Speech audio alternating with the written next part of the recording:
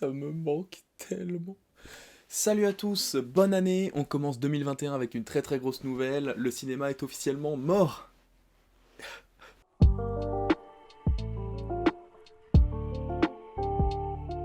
Non, plus sérieusement, voilà, on se retrouve pour une nouvelle vidéo, la première vidéo de 2021. Je vais commencer directement avec de la prévention, ici on ne rigole pas, dès que les cinémas réouvrent, je veux tous vous voir dedans, tous en salle, c'est un ordre, c'est obligatoire. Et oui, le Covid a un peu détruit les cinémas en 2020, mais il y a quand même eu de grosses sorties cette année-là. Et aujourd'hui, on se retrouve pour un top 10 des films sortis en 2020, parce que oui, vous avez été des centaines de milliers à me le demander, là sur Instagram, sur Twitter, il y avait des centaines de messages, bon, personne me l'a demandé, c'est pas grave, je le fais quand même. Mais comme j'adore parler de cinéma, j'ai aussi fait un petit top 5 des films que j'ai vus en 2020, qui m'ont le plus marqué, mais qui sont pas sortis cette année-là. Bon, ce petit top 5, c'est vraiment parce que j'ai envie de parler de ces films, et puis ça vous permettra peut-être de faire une ou deux découvertes intéressantes. Qui sait. Donc on va commencer rapidement sur les films de 2020, je vais essayer d'être très bref sur chacun et après je passerai au top 5 qui est pour moi la partie la plus intéressante de cette vidéo. Donc c'est parti, on perd pas de temps, top 10 2020, let's go. Mais avant de passer au top 10, j'avais envie de vous parler d'un film que j'ai pas placé dans mon top mais qui m'a énormément plu quand même. Du coup c'est un peu la 11e place. C'est un film qui devait sortir en salle mais qui à cause du Covid est sorti finalement sur une plateforme de streaming, sur Disney+, donc là vous savez déjà de quel film je parle normalement. Et ça c'est vraiment dommage parce que c'était un film très attendu qui aurait pu remplir énormément de salles. Mais voilà, on se retrouve tous à le regarder sur notre téléphone. Il s'agit de Saul. Ça fait je sais plus combien de temps que je suis là, et jusqu'à maintenant, rien ne m'avait donné envie de vivre. Voilà que tu débarques et tu te débats comme un dingue pour y retourner, pourquoi? Ça vaut le coup d'aller voir.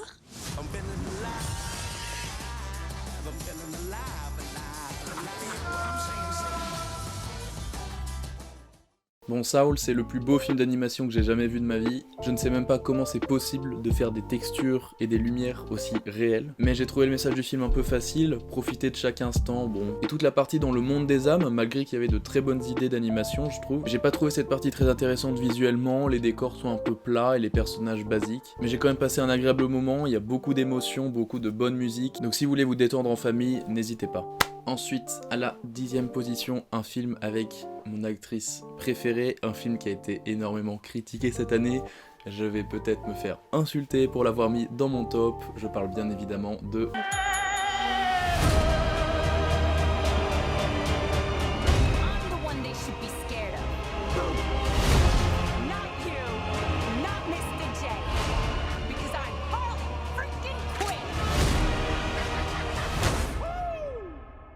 Having a good time. Get ready, ladies.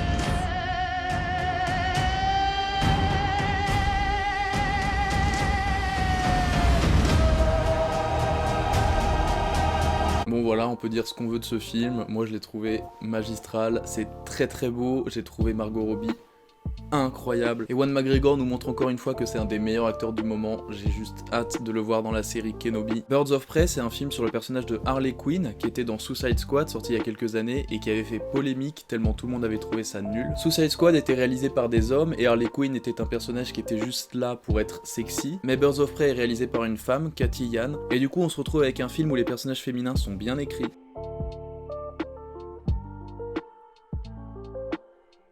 Et je trouve ça vraiment cool qu'un film de ce genre se trouve au final extrêmement bon. À la 9e place, Vivarium.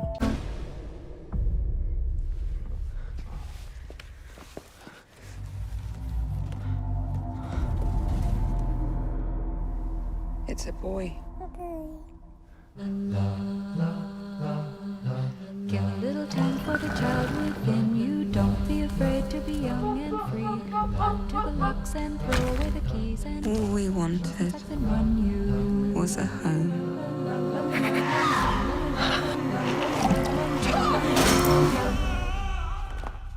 You are home. Vivarium, ça raconte l'histoire d'un jeune couple qui part visiter une maison, mais très vite le film va prendre une dimension horrifique et ils vont se retrouver coincés au milieu de ces centaines de maisons identiques où il n'y a pas de sortie. J'ai trouvé ce film particulièrement beau, malgré le peu de budget, il y a de vraies propositions visuelles. L'histoire est vraiment intéressante et ça questionne beaucoup les normes d'aujourd'hui, à savoir la vie de couple, avoir un enfant, une maison, faire les choses carrées. Enfin bref, c'est un petit film très angoissant, très intéressant que je vous conseille énormément. On peut passer tout de suite à la 8e place avec Antoinette dans les Cévennes. Je suis pas venue pour des bonnes raisons. L'important, c'est pas le but, c'est le chemin. Vous déjeunez pas avec nous? Vous déjeunez pas avec nous? Antoinette, c'est une jeune institutrice qui va partir seule dans les Cévennes à la recherche de son petit ami qui est parti avec sa femme. J'ai déjà parlé de ce film sur la chaîne, donc si vous voulez un avis un peu plus détaillé, n'hésitez pas à aller voir la vidéo. C'est un film vraiment touchant, vraiment drôle. Laure Calamy déchire tout dans le film. Lan, qui est pour moi l'autre acteur principal du film, joue merveilleusement bien. Il y a des scènes vraiment touchantes, des paysages magnifiques et des instants de réflexion très intéressants. À la 7ème place, un autre film français, Adieu les cons. Madame trempée dans toutes les bruines à tempérament, elle cherche la vie, l'énergie du positif. Elle cherche surtout son gamin. Et là encore, c'est une quête d'amour. Je t'aime. Ce sont les mots les plus importants à dire dans une vie. C'est le dernier film que j'ai pu voir au cinéma. C'est un peu triste de dire ça, sachant qu'il est sorti il y a 3 mois. Enfin bref, Adieu les cons, j'ai vraiment trouvé ça magique, d'une justesse rare. Ce que j'ai beaucoup aimé dans le film, c'est l'incrustation dans des petites scènes d'acteurs que j'aime énormément, comme par exemple Grégoire Ludig et David Marsay du Palmacho, ou encore Kian Kojandi, mais surtout Bastien Huguetto, qui est un acteur d'internet qui a beaucoup travaillé pour Les Parasites ou Coco Voit. S'il te plaît. Ah, j'ai l'impression que t'es plus maître de toi-même. Putain, si je suis maître de moi-même, mais tu arrêtes d'insulter ma mère! Et ça fait vraiment plaisir de le voir dans un tel rôle, et surtout dans un tel film. Virginie Efira est vraiment géniale dans ce rôle. Bref, normalement quand les salles vont réouvrir, le film sera toujours diffusé, donc si c'est le cas, foncez sans hésiter. À la 6ème place, un 3e et dernier film français de Stop. C'est un film qui est passé un peu inaperçu, il est sorti en début d'année et j'ai entendu personne en parler. Il s'agit bien évidemment de Play. C'est pour savoir, t'as fait le devoir de Sciences Nat? Ouais, ouais, c'était trop dur. Tu vas en sport demain? Ouais, bah moi aussi. J'espère qu'il fera pas trop froid. Chaque fois on se les gèle. C'est clair. Et je voulais te demander, ça te dirait de sortir avec moi? Ok, d'accord. Bah super, moi aussi. Comment je fais la bite?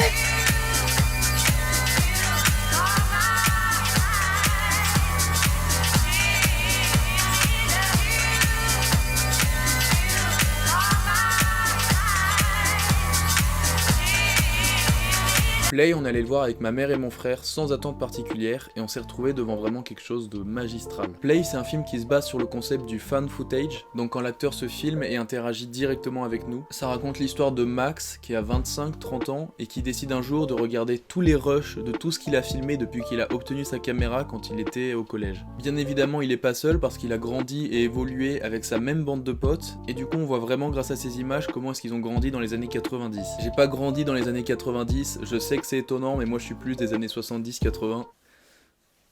Cette blague nulle. Mais j'ai vraiment réussi à m'identifier au personnage. On a tous eu les mêmes problèmes de cœur, la même façon de grandir. Et ce film, en plus d'être particulièrement drôle, il est surtout extrêmement touchant. La fin m'a beaucoup fait pleurer et je pense qu'il pourra toucher vraiment toutes les générations. Play, c'est vraiment à voir, que ce soit en famille, entre potes ou seul. Mais attention parce que c'est vraiment dur. Pour la 5ème place, on quitte la France et on s'envole directement pour les États-Unis. On se retrouve avec le dernier film d'un des plus grands réalisateurs du monde. Enfin, dernier film actuel parce qu'il est déjà en train d'en tourner et de réaliser un autre. C'est un réalisateur que je suis en train de découvrir en ce moment et que j'aime particulièrement.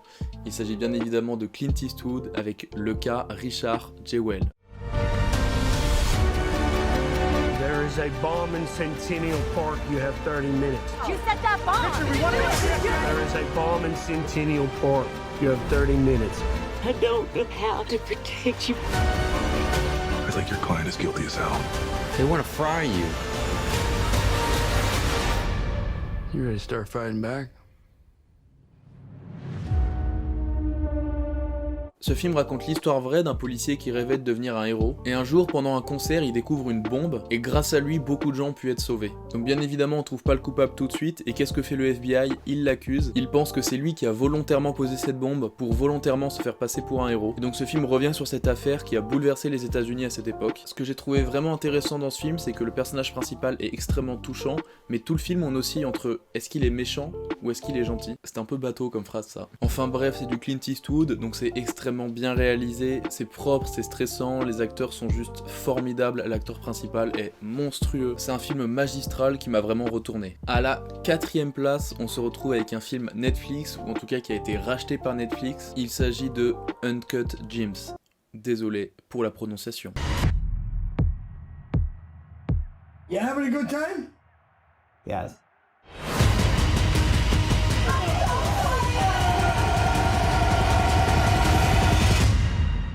This is me. This is how I win. C'est tout simplement le film le plus stressant que j'ai pu voir. Ça raconte simplement l'histoire d'un vendeur de diamants qui se retrouve avec une opale rare, et donc il va tenter de la vendre, mais comme c'est un malchanceux, ça va mal se passer. Le stress de A à Z, il n'y a pas eu une seule seconde de repos pendant 2 heures. Je sais pas si vous connaissez la série Platane d'Éric Judor, mais c'est un peu le même principe avec un personnage un peu détestable à qui il arrive que des merdes. Ce qui m'a surtout bluffé dans le film, c'est les musiques. Je sais pas si vous connaissez Hans Zimmer, un des plus grands compositeurs de l'histoire. En tout cas, si vous avez vu les Blade Runner, vous devez sûrement connaître les musiques complètement what the fuck et magistrales qui sont dans les films.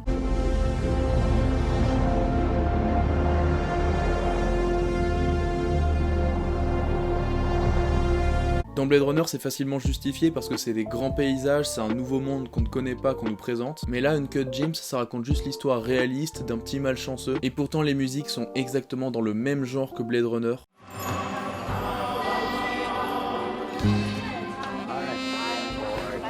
Howard Ratner, how are you? See, I have a piece. You know this kid, The Weeknd? That's Michael Jackson there on the cross. Gonna be a controversial piece. Makes it more valuable. Et voilà, on arrive maintenant dans le top 3 avec mes 3 films préférés de 2020. Normalement, vous devez les avoir en tête. On commence directement dans le top 3 avec un film totalement inattendu pour ma part, qui est sorti de nulle part et qui pourtant se retrouve à la 3e position. Il s'agit d'un film danois avec Mads Mikkelsen en acteur principal, réalisé par Thomas Vinterberg, qui je sais est un très grand réalisateur et il faut que je découvre sa filmographie. Il s'agit bien évidemment de Drunk.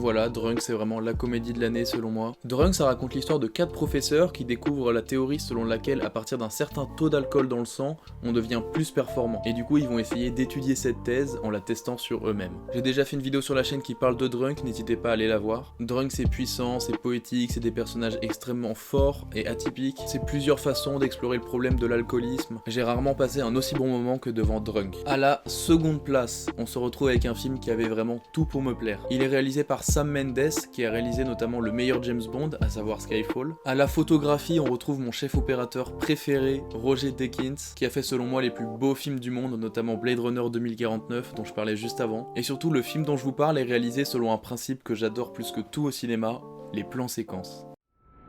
Good luck.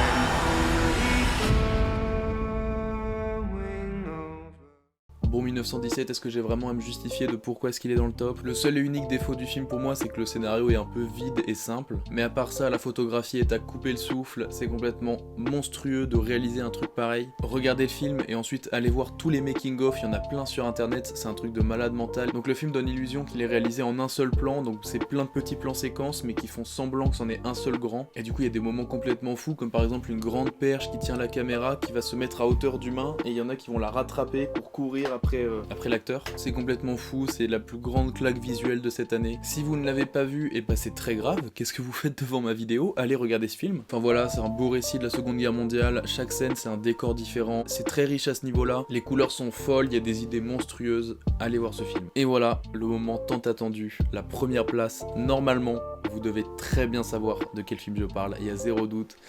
Je parle bien évidemment de Mon grand-père et moi. Bon ok, j'ai peut-être menti. I ordered my hot sauce an hour ago.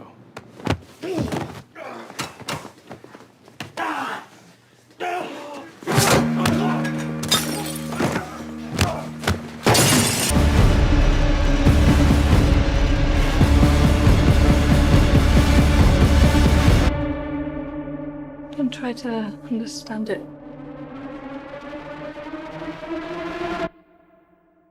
Feel it.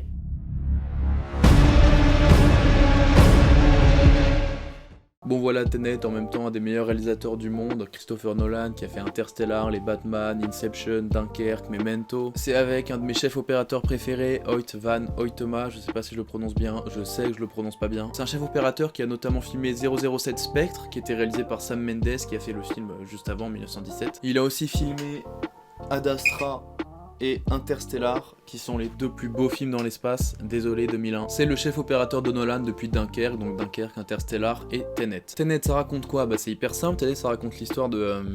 c'est sur des agents là qui vont dans le passé, qui vont chercher quelque chose et après ils le ramènent. Non, on leur ramène quelque chose et après ils vont le chercher. Non en fait c'est le mec du début qui à la fin va demander à son pote de... Tenet du coup, c'est le film que j'ai vu 6 fois au cinéma et... je ne sais plus de quoi ça parle. Enfin non, on se calme, je me rappelle très bien de l'histoire, c'est juste que c'est tellement compliqué et il y a tellement de détails précis que au bout du 6ème visionnage avec Colline, coucou Colline, on avait réussi à faire 100% de l'histoire parfaitement, mais c'est trop dur à s'en rappeler, il faut vraiment que je revoie le film. Si vous avez vu Tenet qu'une seule fois, je comprends que vous ne l'ayez pas aimé. Tenet c'est un film qui pour l'apprécier, il faut le voir une 2e fois. Donc bien évidemment, aller au cinéma c'est pas donné à tout le monde, c'est cher d'aller voir 2 fois le même film, mais maintenant le film est disponible en location, et si jamais vous l'avez vu au cinéma, je suis sympa, je vous autorise à le voir en streaming. Tenet au 2e visionnage, c'est vraiment un autre film. On comprend tout, chaque scène, on est là en mode ah mais oui, je sais, je suis bon acteur. Tenet, c'est d'une puissance colossale, c'est la meilleure bande son que j'ai jamais entendue dans un film. Merci Ludwig Göransson qui a fait notamment The Mandalorian qui est la série avec la meilleure bande son. Ok, c'est un peu de la triche de dire ça, je regarde 0 série. Mais vraiment c'est du Nolan, 0 fond vert, très peu d'effets spéciaux, c'est vraiment que du réel, que du brut. Si vous voyez un camion se retourner, le camion se retourne vraiment. Si vous voyez un avion exploser, l'avion explose vraiment. C'est selon moi, sans contestation, le meilleur film de l'année. Je comprends parfaitement tout ce qu'on peut lui reprocher, les personnages sont un peu vides, le scénario est trop compliqué, mais je l'ai vu 6 fois au cinéma et les 6 fois c'était une claque monumentale. Je sais pas comment c'est possible en fait qu'un film me plaise autant, voire même ce qui était vraiment intéressant c'est qu'à chaque fois le film me plaisait encore plus, parce qu'à chaque visionnage je comprenais un peu plus et j'avais encore plus de plaisir du coup à le regarder. Bon, malgré le flop du film, il a quand même réussi à ramener énormément de gens en salle et ça c'est cool. Merci Nolan pour Tenet, merci pour tout ce que tu as fait, je sais que t'as l'habitude de venir sur mes vidéos donc voilà. Je tenais à te remercier. Beaucoup trop d'humour aujourd'hui alors que je ne suis pas humoriste. Et voilà, le top 10 est terminé, vous pouvez dès à présent rester sur la vidéo parce qu'on va passer au top 5 des films qui m'ont le plus marqué en 2020 mais qui ne sont pas sortis en 2020. Ok, donc je commence ce top 5 avec un film que j'avais déjà vu quand j'étais petit. Je l'ai revu du coup en été 2020. J'avais tout oublié donc c'était vraiment un revisionnage complet. Devant le film, j'étais en larmes devant absolument chaque scène, chaque musique, chaque instant. Depuis que je l'ai revu il y a 6 mois, du coup, je le regarde régulièrement. Niveau cinéma français, je suis pas très calé, mais je ne sais pas comment est-ce que un film pourra surpasser celui-là dans mes futurs visionnages. C'est un film absolument fabuleux, et c'est le cas de le dire, parce qu'il s'agit du fabuleux destin d'Amélie Poulain.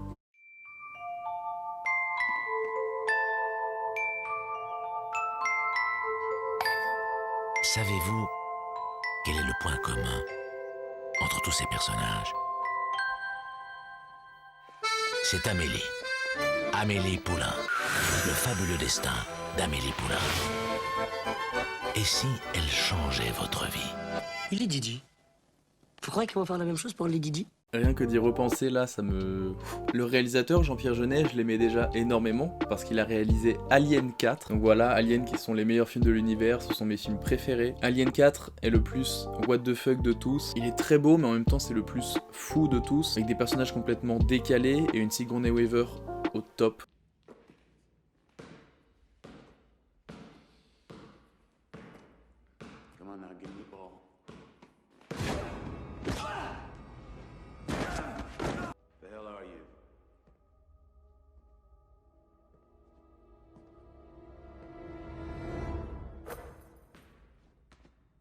Et du coup, juste après Alien 4, il a fait Amélie Poulain en 2001. Bon voilà, Amélie Poulain, c'est selon moi la définition de la poésie. Ce film représente vraiment tout ce que j'aime au cinéma. C'est en même temps, je trouve, ultra beau, ultra léché, mais en même temps, il y a des plans complètement what the fuck. Il y a l'utilisation de la 3D aussi, qui était pas incroyable à l'époque, ça a un peu mal vieilli, mais c'est quand même là dans le but d'apporter quelque chose de nouveau, et selon moi, ça fonctionne parfaitement. Comme par exemple le moment où Amélie se décompose littéralement et elle devient de l'eau. C'est une manière de mettre en image un sentiment qu'on a tous déjà ressenti au moins une fois. Toutes les idées véhiculées, tout ce qui est dit dans le film, c'est quelque chose qui me touche tellement. Et je ne parle même pas d'Audrey Tautou, qui est vraiment la personne la plus fabuleuse de cette planète dans ce film.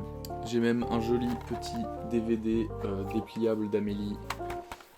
Elle va changer votre vie. Oui Amélie, tu as changé ma vie. Ensuite, le 4e film qui m'a le plus marqué en 2020. Il s'agit d'un film sorti en 2017, réalisé par un réalisateur très controversé. Donc c'est un petit film à petit budget, vraiment, avec des acteurs pas trop connus. Par exemple, si je vous dis Cate Blanchett, Natalie Portman, Michael Fassbender, Ryan Gosling, Rooney Mara. Enfin bref, rien qu'au casting, c'est vraiment un film qui me parle. Michael Fassbender, qui a joué dans Prometheus et Alien Covenant, il a fait Walter et David, qui sont deux personnages absolument fascinants. Ryan Gosling qui est l'acteur principal d'un film que vous allez retrouver dans Stop. Donc du coup le réalisateur c'est Terrence Malick.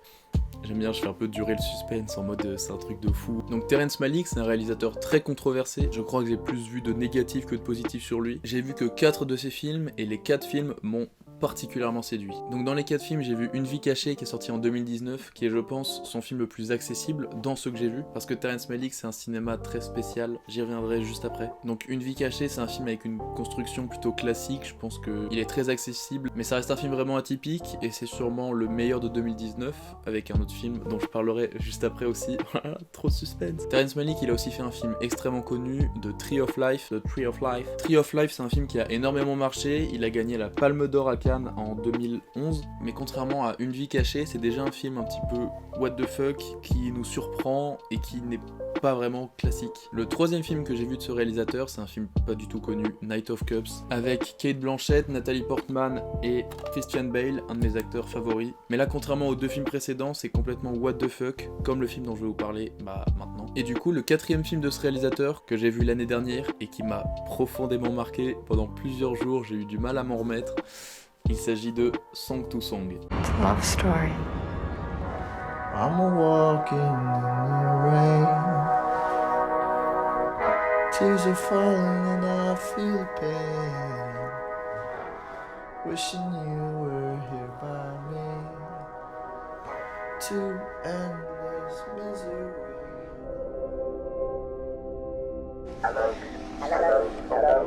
Say it like you mean it. Say it like you. Say it like you. Say it like you.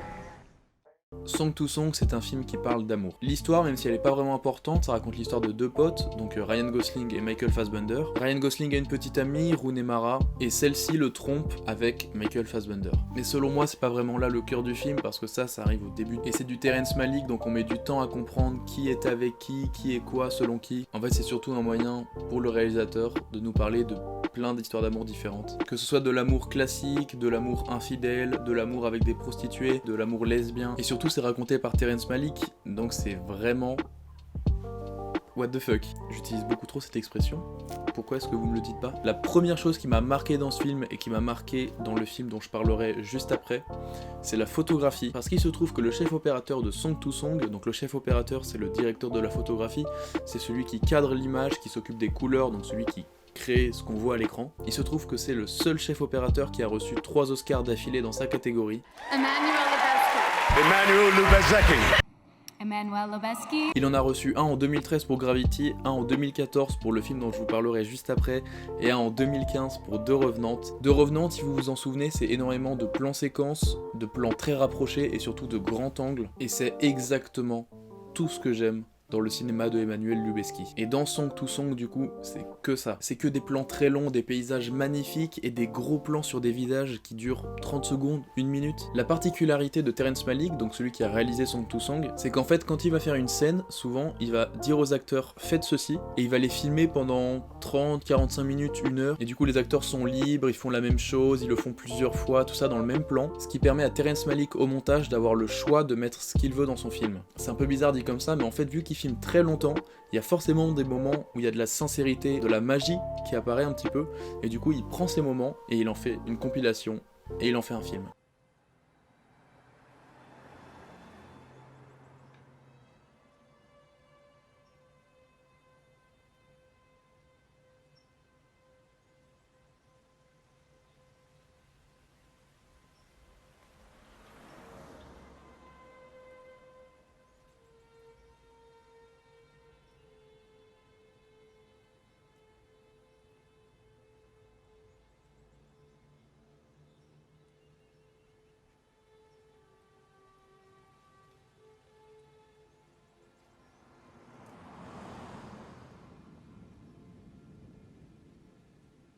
Donc je parlais de la construction des films de Terrence Malick tout à l'heure, je trouve que Song to Song c'est vraiment, ça sort vraiment de la norme, il n'y a pas de début, il n'y a pas de fin, c'est juste on plonge dans l'univers de ces personnes et on y ressort 2 heures plus tard. Ce qui est incroyable avec le fait de filmer en gros plan les gens pendant très longtemps, bon c'est un peu bizarre dit comme ça, surtout d'avoir une grosse caméra devant soi, mais ça permet vraiment de s'immiscer à l'intérieur des personnages, de les comprendre à 100% et de vivre tout ce qu'ils ressentent. Ce qui est génial vu que ça aborde plein de facettes de l'amour, il y en a forcément une où on va un peu se retrouver. C'est un film très spécial qui me plaît énormément pour des raisons subjectives et personnelles, et j'ai déjà hâte de découvrir tous les autres films de Terrence Malick. Et du coup quand je parlais d'Emmanuel Lubezki, donc celui qui a filmé Song to Song, je vous ai dit qu'il avait gagné 3 Oscars, mais il y a un film dont je vous ai pas parlé dans les 3, il s'agit du film suivant. C'est un film qui, comme 1917 dont je vous ai parlé tout à l'heure, est construit de façon à ce qu'on croit que c'est un seul plan séquence. C'est un film qui a tout raflé aux Oscars et c'est sûrement la plus grosse claque pour moi de 2020.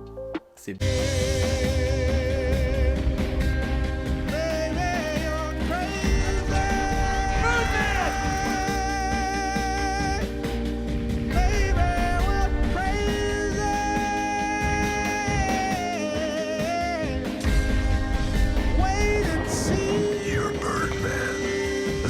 one more time and show them what we're capable of.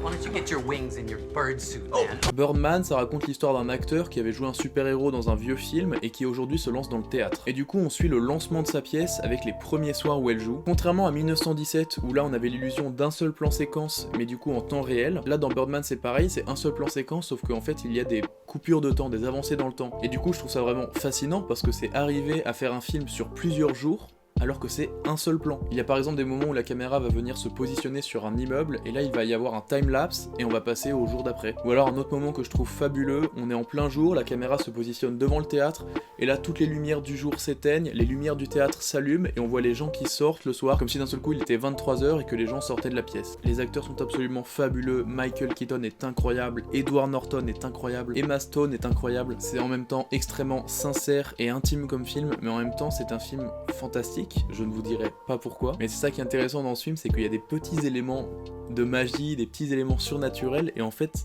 tout le film, on sait pas vraiment qu'est-ce que ça vient faire là, est-ce que c'est vraiment vrai, tout ça on le sait pas, mais c'est pas intéressant, juste on se laisse guider dans cette histoire absolument magnifique. Enfin bref, Birdman pour moi c'est un film qui s'approche de la perfection, je n'y vois absolument aucun défaut. J'ai rarement passé un aussi bon moment, et on passe tout de suite au top 2. Donc maintenant je vais vous parler de 2 films qui me font rêver. Ce sont 2 films auxquels je pense très régulièrement, 2 films qui me donnent envie de travailler dans le cinéma, 2 films qui me disent travaille dans le cinéma. Ce sont vraiment 2 films qui me poussent à faire de ma vie un rêve et qui m'inspirent énormément. Donc en premier je vais vous parler selon moi du chef-d'œuvre de 2019 avec Une vie cachée dont je vous ai parlé rapidement juste avant. Je l'ai découvert pendant le premier confinement, pendant que je me faisais toute la filmographie de ce réalisateur. Je sais que je vais me faire insulter en disant ça, mais c'est réalisé par un des meilleurs réalisateurs de l'histoire, en tout cas un des plus grands, et je vais me faire insulter une deuxième fois parce que selon moi c'est son chef-d'œuvre. C'est le film qui regroupe les 2 personnes que j'aime le plus sur cette planète, à savoir Margot Robbie et Leonardo DiCaprio. C'est selon moi le film qui définit le terme feel good movie, donc les films devant lesquels on passe un agréable moment sans se poser de questions. Le film vous l'avez sous vos yeux depuis tout à l'heure sans le savoir. Hop, il a disparu, c'est la magie du montage, peut-être que vous l'avez reconnu, peut-être pas. En tout cas il s'agit de Once Upon a Time in Hollywood.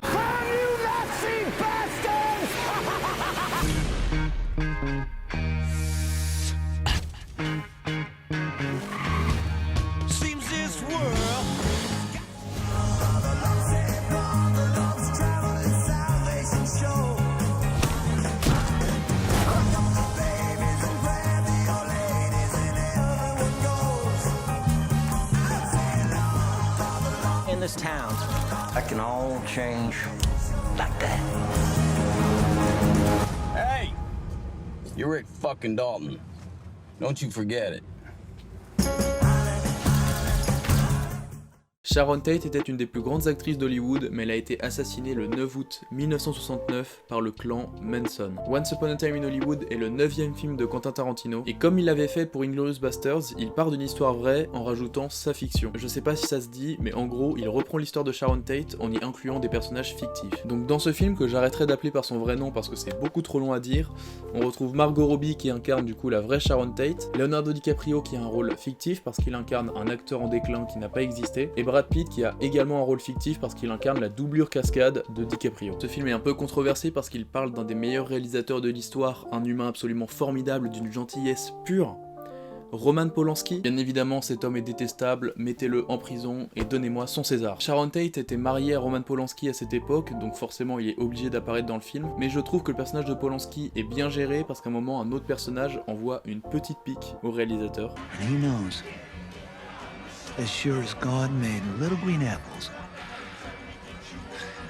that one of these days that Polish prick's gonna fuck things up. Enfin bref, ce film est un chef-d'œuvre. Ce film respire l'amour du cinéma. C'est un Tarantino, donc le film a énormément de références à des vieux films. Et en plus, le film se base à une époque que Tarantino aime énormément, et du coup ça lui permet de montrer tout l'amour qu'il a pour cette époque. Et du coup, ce qui est vraiment génial, c'est qu'en ce moment je découvre de plus en plus de vieux films, notamment des vieux westerns, et à chaque fois devant je fais « Ah, ça Tarantino l'a repris dans son film ». C'est selon moi la meilleure performance de DiCaprio, qui est mon acteur favori. Dans le film, il arrive à jouer énormément d'émotions, mais en plus de ça, il arrive à jouer un acteur qui joue mal, c'est-à-dire qu'il joue celui qui joue mal. Et je ne vous parle même pas de Margot Robbie, oui c'est une expression pour dire que je vais en parler beaucoup, qui est juste, mais j'ai pas les mots. Bon, ça c'est très personnel, subjectif, et ça n'a rien à voir avec le jugement qu'on doit avoir au film, mais c'est selon moi la personne la plus magnifique de cette planète, dans ce film particulièrement. Elle joue tellement juste, elle est absolument divine. Je pense notamment à la scène où elle joue Sharon Tate qui va au cinéma pour regarder un de ses propres films, pour voir du coup un peu la réaction des gens et se voir enfin à l'image.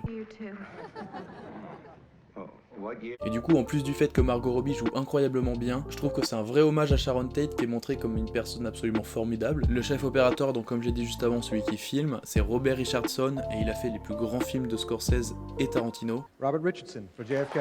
Robert Richardson for The Aviator. Hugo, Robert Richardson.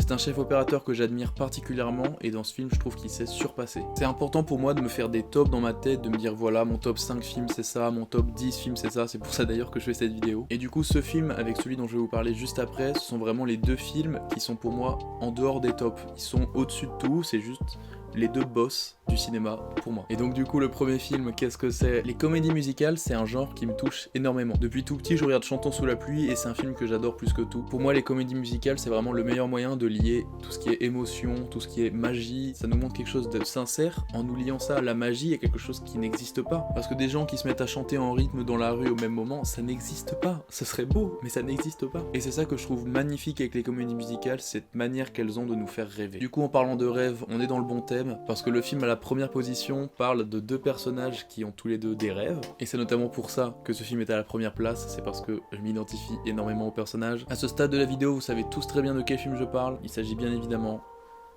de La La Land. Maybe I'm not good enough. Yes, you are. When you get this, you gotta give it everything you got.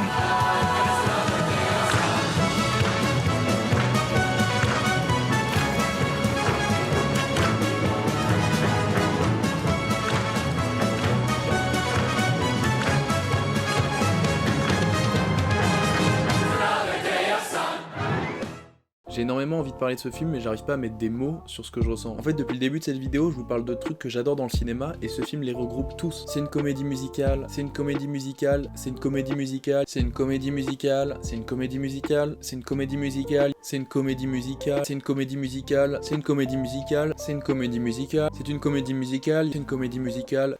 C'est une comédie musicale, c'est une comédie musicale, c'est des plans séquences, c'est des couleurs et des plans absolument divins, c'est des acteurs que j'aime, il y a de la magie, il y a des choses irréelles, il y a énormément d'émotions, ça parle de sujets qui me touchent particulièrement. Du coup, à cause de ce film et de Once Upon a Time in Hollywood, je rêve constamment d'aller vivre à Los Angeles. Les sujets principaux de La La Land, c'est l'amour et le fait de vouloir accomplir son rêve. Et moi j'ai un rêve, je rêve d'être réalisateur, et je me retrouve énormément dans le personnage qu'incarne Ryan Gosling dans le film. Il a un rêve, il lâche pas l'affaire et il va tout faire pour y arriver. Là vous me regardez sur YouTube, sur votre téléphone, tout ça, plus tard ce sera au cinéma, ok?